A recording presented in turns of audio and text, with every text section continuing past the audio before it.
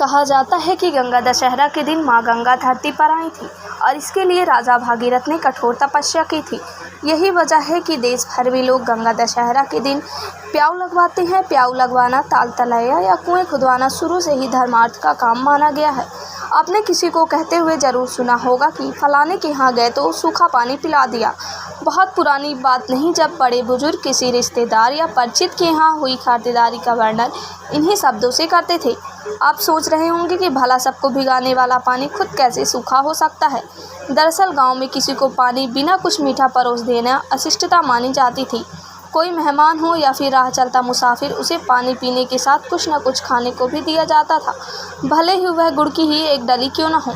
ऐसा नहीं करने पर माना जाता था कि पानी सूखा, खातिरदारी या इज्जत अधूरी है।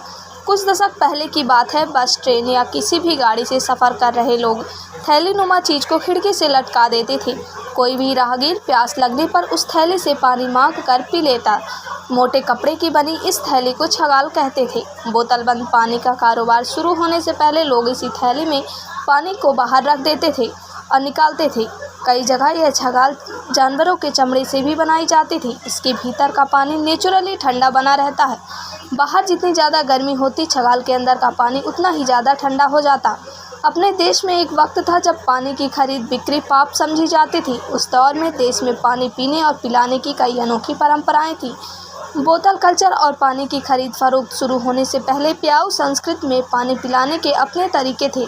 वैसे भी आजकल के बोतलबंद पानी के कल्चर का बोझ प्रकृति बहुत दिनों तक नहीं उठा पाएगी। इसे में हमें भूली बिसरी प्याऊ संस्कृति को एक बार फिर से याद कर लेना चाहिए। दिल्ली का पहला गुरुद्वारा वास्तव में एक प्याऊ है, जिसकी स्थापना खुद गुरु नानक देव ने सन 1505 में की थी।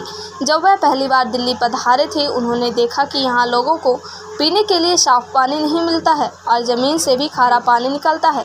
जिसके बाद उन्होंने मीठे पानी का एक सोता खोजा, जिसे प्याऊ का रूप दिया गया। आसपास के लोग यहाँ से पानी ले जाते थे। 500 साल बाद भी वह प्याऊ और गुरुद्वारा दिल्ली के जीटी करनाल रोड पर मौजूद है। प्याऊ के नाम पर ही उस गुरुद्वारे का नाम गुरु नानक प्याऊ पड़ा।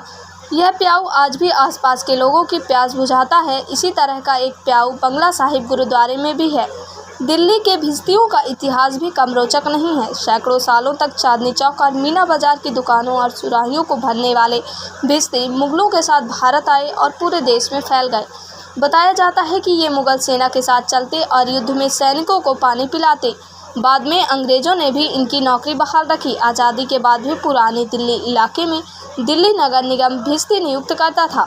पानी पिलाने के अलावा ये खास मौक़ों और पर्व त्योहारों पर साफ़ सफाई, सड़कों पर पानी का छिड़काव करते। इसके लिए खास किस्म की मश्क का इस्तेमाल किया जाता। जोशुआ प्रोजेक्ट के मुताबिक दिल्ली में लगभग 400 भिश्ती आज भी आबाद हैं। भारत पाकिस्तान को मिलाकर इनकी आबादी 5 लाख के करीब है। अंग्रेज़ों ने जब देश भर में रेलवे का जाल बिछाया, उस वक्त हैंडपंप की तकनीकी भी विकसित नहीं हुई थी। ताल तलैया और कुआं बावड़ी नदी से ही पानी पिया जाता था।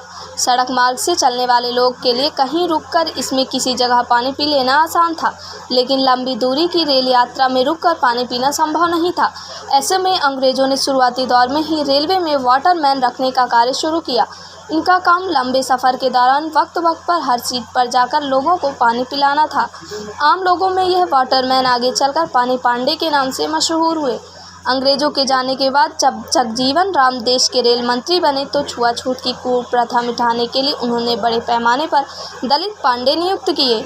दुनिया में हर मिनट में 10 लाख वाटर बॉटल बिकती है। 25 लाख करोड़ रुपए का कारोबार।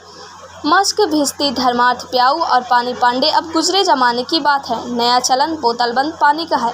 यह सभी जानते हैं कि पानी बनाया नहीं जाता, लेकिन फिर भी इसकी पैकेजिंग और लोगों तक पहुंचाने का कारोबार 25 लाख करोड़ रुपए का है। 2023 तक इसके बढ़कर 45 करोड़ रुपए तक जाने की संभावना है। यूनाइटेड नेशन यूनिवर्सिटी की एक स्टडी के मुताबिक दुनिया भर में हर मिनट में 10 लाख बोतलें बिकती हैं। साल 1965 में मुंबई के ठाणे में बिस्लेरी ने देश का पहला वाटर प्लांट लगाया। तब लोगों को यकीन नहीं हो रहा था कि आने वाले वक्त में पानी की भी खरीद बिक्री हो सकती है। शुरुआती दौर में इस बिजनेस का बहुत मजाक उड़ा, लेकिन 2021 आते आते भारत में ही बोतलबंद पानी का कारोबार 20,000 करोड़ रुपए हो गया।